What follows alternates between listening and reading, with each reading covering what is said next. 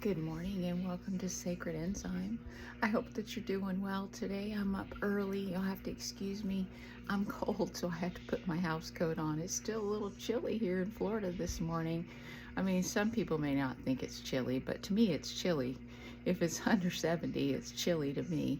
When you live here and you grow up here and you're in Florida your whole life, you acclimate, your body's acclimated to a warmer temperature, so you just can't handle the cold. But maybe that's just my sensitivity, and that's one of the things that I wanted to talk about this morning, because I was thinking about the different types of blood. And one of the things that I noticed with the MTHFR genetic variation is that this is coming from some family lines, and one of the family lines is the R1b haplogroup. And this group of people came out of Southeast Asia, and that's according to my own genetic profile and from my father's. And my brother had the abnormal rare Rh factor, and he had a weird blood type, and that was the first thing that kind of keyed me in that there was something strange about our blood. And the other thing was that we couldn't have certain types of anesthetics because our body couldn't, our enzymes couldn't break the anesthetic down. And so that was another thing. So my thought is that there is 45% or more people in the United States, which is proven fact, that have this MTHFR genetic abnormality in their DNA. And I think that we need to explore this family line. Now, I know a lot of people have these ideas that they come from aliens and all that stuff. We didn't come from aliens. Now, could people from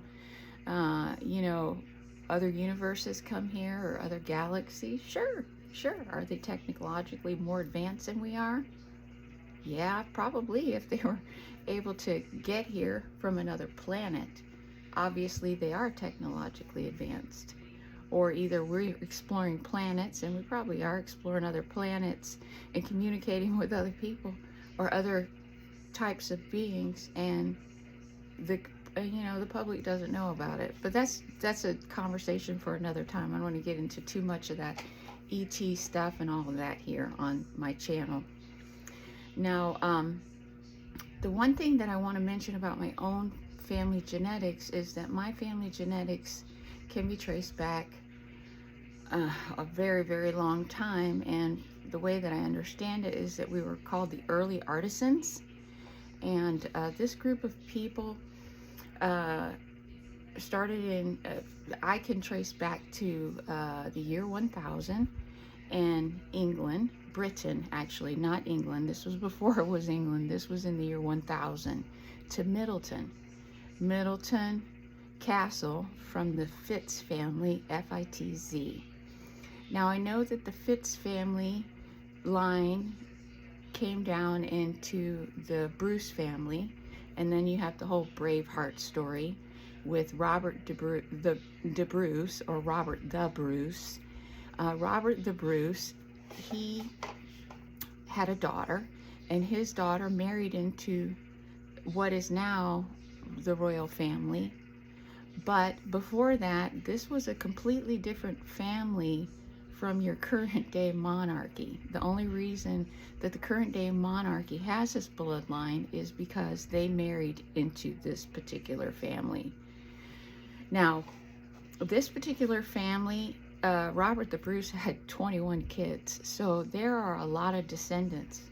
Now, I do have to say that in my family line, there are some extremely enormous men and women. I am short, but my brother, one of my brothers, was 6'4", and he had two sons that were taller than him by the time they were probably 13. So there's something to be said, and we all have very thick legs, and our bones seem to be thick or heavy or dense, however you want to say it.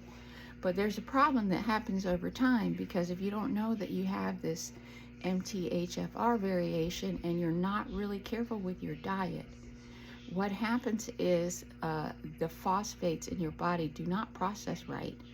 And so your liver gets toxed up. It leads to heart problems and dementia.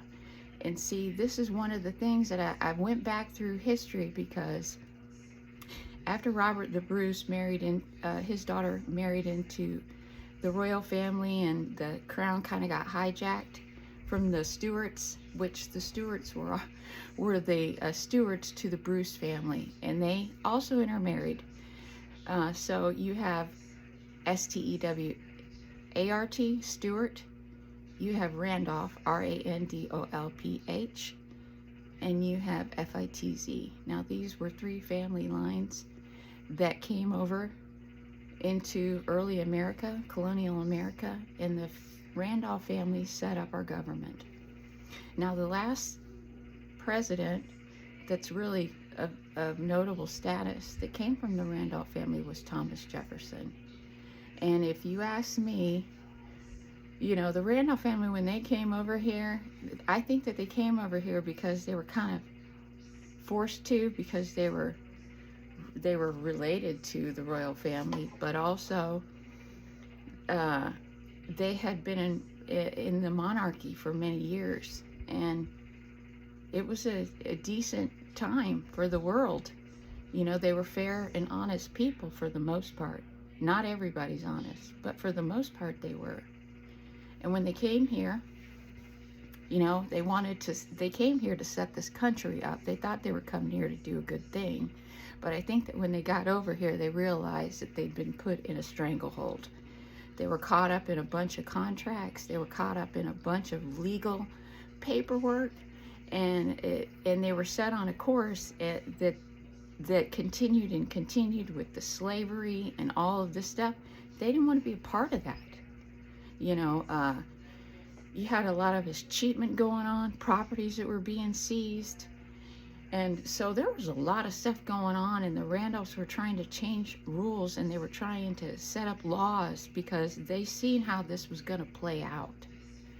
And so this is probably why, after, you know, we had the Federal Reserve, that they, not coincidentally, put Thomas Jefferson's face on a nickel and a $2 bill.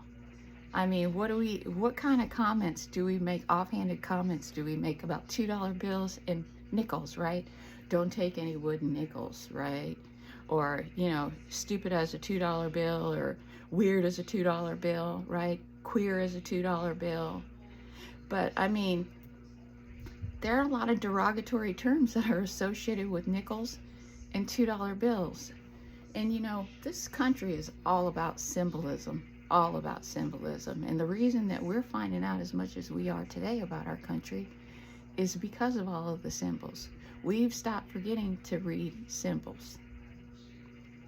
So if you are one of these people that come from a family, or you have a sibling or a parent, or you have someone that's in your family that has this strange blood, then you have it too. You carry the genetics for it. It just doesn't appear onto somebody.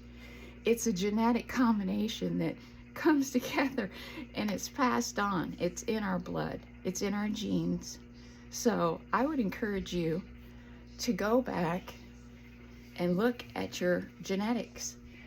You know, you definitely need to look back and see, have I had a lot of premature deaths in my family from either stroke? Have we had people in your family that have lost their mind, you know, got real mean and cantankerous?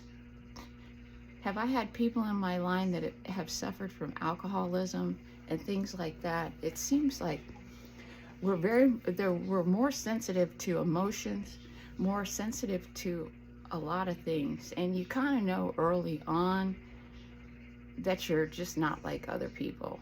And I'm not trying to say that I feel like I'm more special than anybody. because I don't. The only reason that I have this genetic abnormality is because my family line a long time ago kept marrying their family because they were apparently trying to keep their bloodline intact. I don't know. But what it did is it caused a lot of health problems for all of us today. And you know, I'm not saying it's right or it's wrong. It just is. It just is what it is. So my challenge to you is, if you are one of these people that have this particular bloodline, I urge you to dig deeper. Look into the MTHFR abnormality and look at your diet. If you're not feeling good and you're going into your 50s is when it really hits you, is when you're going into your 50s and you've not been really careful about your diet and nutrition and exercise. I encourage you, because most people in my family, I've lost both of my brothers, and neither of them, my one brother passed away at 52 and my other brother passed away at 55. He didn't even make his 55th birthday, matter of fact. He passed away in August and his birthday was in October. But my dad also had cancer. My dad has heart disease. You know, everyone in his family has died from strokes or massive heart attacks, or if they lived to a ripe old age because they ate a lot of vegetables because they were poor, they lost their mind. They had dementia. So I just want to make this a public, you know, announcement, because if you have this, you have to really take care of yourself. Now, I don't know past, you know, about what makes this blood so particular that it shows up this way even now. And I don't know what it is in this blood that they, you know, that this family tried so hard to keep it, you know what I mean? Not like marry it out or breed it out, or, you know, they were just really careful. They just kept marrying their family. Like if you look in the colonial America time, my particular family, and you know, you probably come from, we all probably come from the same family. I'm not kidding. But if you go back to Virginia in the early times in Henrico County, Virginia, and you look up at the Randolphs, it was hard for me at first. I started my my ancestry in 2002, and my great uncle, who is the first generation that didn't have a Randolph name, he was a different name. We asked for him to do his DNA because we were just really curious. We were actually trying to find a completely different family member that wasn't a Randolph. We were actually looking for my grandmother, who's a Randolph. We were trying to find the man that she married. We were trying to find his family line because he'd been dropped throughout all the years with the censuses, and he didn't have a paper trail. So in doing so, we just kind of inadvertently stumbled upon this, which was really strange because we didn't know anything about my grandma never talked about her family. Never, because she had a really traumatic life. So my grandma, she lost her mind. She was in a nursing home. You know, she had a lot of vegetables because they were poor sharecroppers, her and my great-grandpa, my great-grandma, my great-grandma, my great-grandpa. They were poor sharecroppers, so they ate mostly vegetables. They didn't eat a lot of meat. So they had a very simple diet of digestible proteins from vegetables and fruits, not heavy, dense proteins from meat. And that made a tremendous difference. My great-grandmother lived almost to be 100 years old. 100 years old, folks. So this is what I'm saying. There's some serious longevity in this family line if you tweak your diet. I plan on living to 100. I absolutely do. I stopped eating meat. I haven't eaten meat in 2 months. And I can tell you that at this point in time, I am feeling so much better. My pain is better. My stomach is better. My general mentality is better. My mind is better. I mean, I have been so sick for the last 15 years with my health. I was having seizures. I had terrible stomach problems, chronic joint pain. I mean, debilitating joint pain. And it would get worse when it would be damp, when the pressure would change in the environment. Very sensitive to barometric pressure. That's another strange thing. And then one of the also things is that there are a lot of multiple births in my family, a lot of twins. They go back. I have twins. My husband's family also has twins. His dad is a twin. His grandparents are twins. I had twins all throughout my family. And so I find that another strange coincidence. A lot of people don't even know until they donate blood that they have this strange blood type, this rare blood type. But a lot of it can be traced back to Ireland, Britain, Britton, not England. This is earlier than that. And Scotland, you know, and you might find that you have a lot of red hair in your family, freckles, you know, I have a very diverse background, you know. The Randolph family, they were married into Native American families. They were married into African families. So we have a very diverse background. So I don't know exactly where all of this came from, this genetic line. I think that it originally comes back from Judea, and it does play somehow in with Judean ancestry, and it's definitely something that affects the enzymes. Also, you're extra sensitive to electromagnetic pollution, so you have to be very careful with your magnetic field. Your magnetic field gets damaged really early, and your diet plays a big part of it. In trauma also, you have to be really careful how you manage stress. And I advise anyone, and I know that if you're one of these people that comes from some of these families that have this blood type, that you'll find out that you are very energy perceptive, very energy perceptive. You probably find that you're strange, that you see things you can't explain. You were from a very young age. You have a big imagination. You spend a lot of time when you're little going to your parents' room because you have dreams all the time that wake you up in the middle of the night. You're like all over the place when you're a kid with your sleep patterns. I know I was.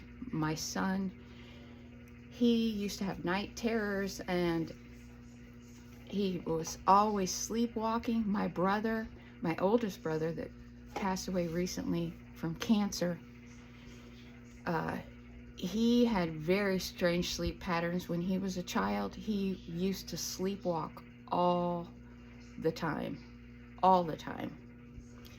And I think that has something to do with it. It's something to do with this bloodline. I don't know what it is.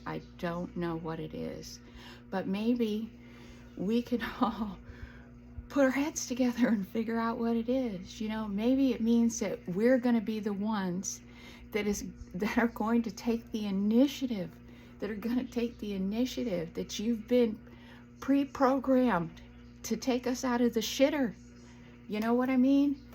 Maybe that's what it means. It means that your code is that you got to get off your butt. You got to get off your butt, and we got to turn the tide, folks. We got to turn the tide. It's time for you to figure out where you came from.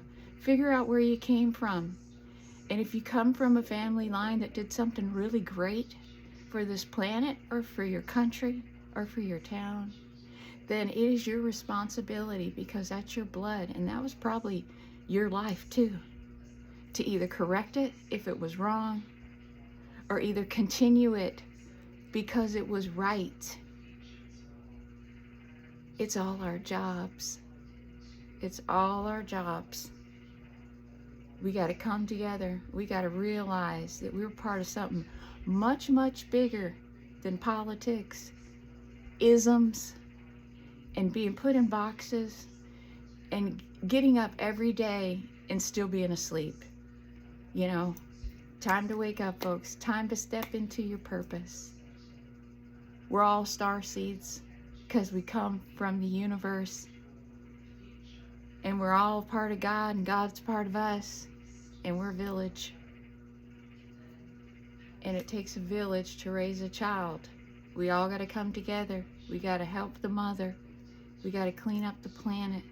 We got to straighten out this imbalance that's in the universe right now. Overloaded magnetic frequencies all over the place. Pollution, the electromagnetic pollution is damaging our magnetic field. We're becoming more susceptible to diseases, Alzheimer's. You know, this is our crown chakra.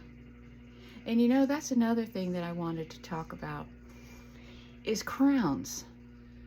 You know, what's the deal with the crowns for real? They got these stones in them, right? We know that stones correspond to certain chakras in the body. And this is our crown chakra right here. And it's violet or it's clear. Now, if you look at the crown and the monarch, on the top is a blue diamond, a light blue, violet blue diamond with diamonds all around. And then there's a myriad of different green stones and things around the band. And so, you know, I'm thinking, what is the significance of crowns? I guarantee you that when crowns were first a concept, that it didn't have anything to do with decorating somebody's head and saying you're in charge. I think that it might have been the antenna. It was the antenna for the king or the queen. But you just couldn't be a king or a queen. You had to be educated. You had to be well-rounded. You had to be trained. So maybe what we're thinking of as the 33-degree Mason is learning 33 degrees of knowledge. You know, maybe back then when you were a king, you had your 33 degrees.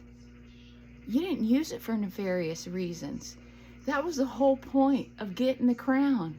You got the crown because you had perfected moderation.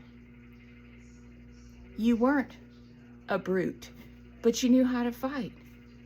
You know, you weren't insensitive, but you weren't a pushover.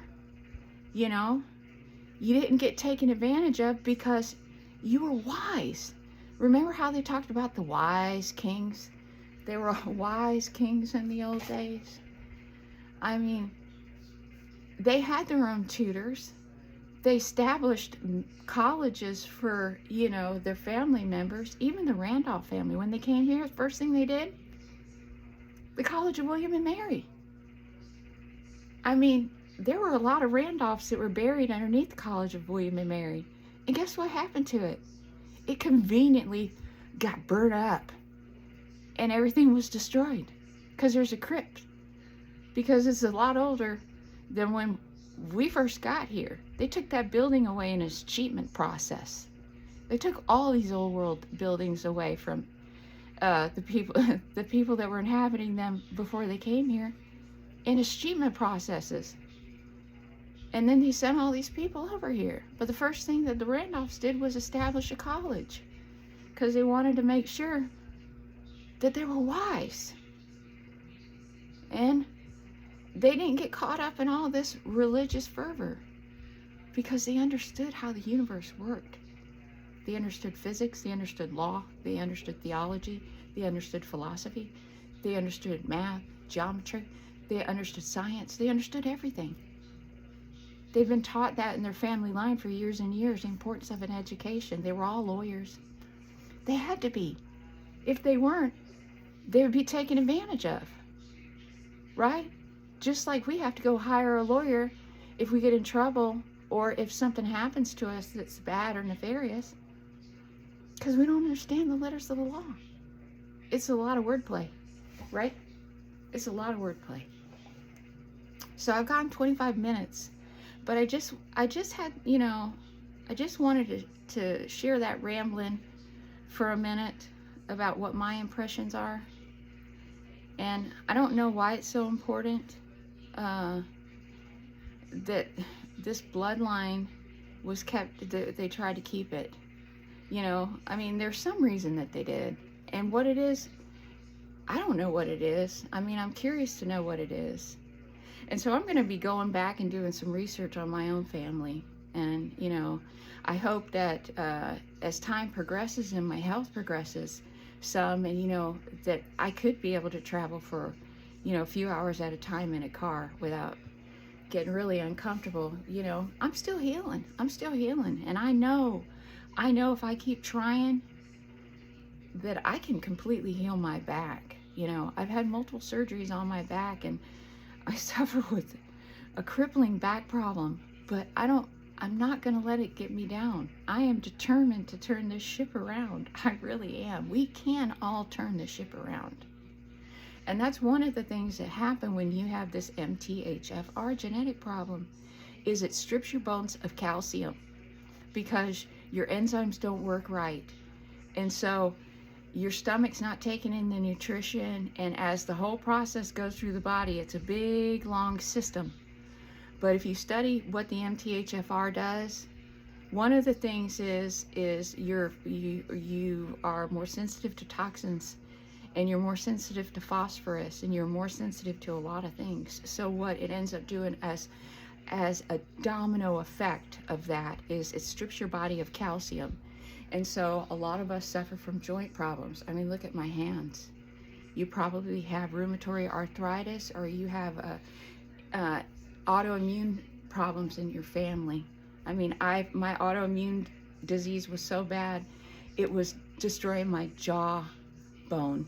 And as a result of that, I lost the symmetry of my face. So this is no joke, folks. This is no joke. If you want to be your optimal health, you really got to look at your blood type. And now when they say that you diet for your blood type, it's not really a diet for your blood type. It is eating to survive our blood type and have longevity.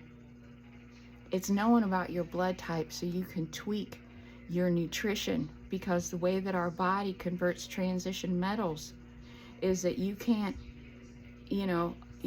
process everything like some other people can. Some people can eat a hamburger every day and never get sick. But if we do, we're going to have heart disease, we're going to have problems with our liver, we're going to have problems with our stomach, we're going to have problems with our digestive system, we're going to have brain inflammation, we're going to have rheumatoid arthritis, we're going to have a lot of problems. You're going to have vascular problems, you're going to have problems with your breathing, COPD, tuberculosis, strokes, all that all is blood related, because that's your vascular system. Varicose veins, my dad has varicose veins and he's a man. My mom does too. And I'm telling you, it causes such a domino effect in our body. So go back and look at your bloodline. And if you haven't done so, do the genetic testing. Some people are worried about the government or whatever getting their DNA, your DNA. They already got your DNA. They got it when you were born. So, they already have everything about you anyway. You're not hiding anything. You're not keeping anything secret. They know who you are, they know where you are, and they know what you are. So, let's just get through this life experience doing the best thing that we can. Let's find out who we are. Let's find out how we can be our best selves, And let's find out how we can take better care of ourselves, because if we take care of ourselves, we get ourselves better, we heal our magnetic field.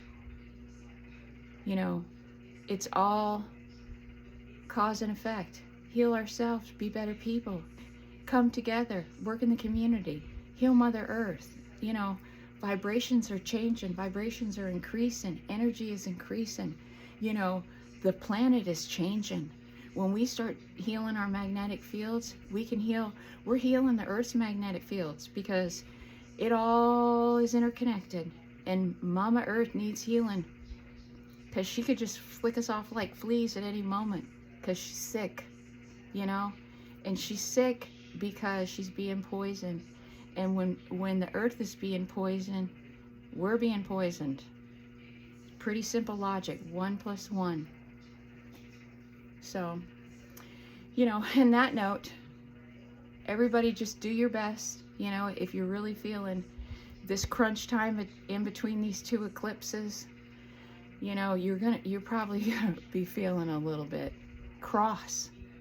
You know, you're feeling something about you's making you feel a little anxious right now. So give yourself some extra love.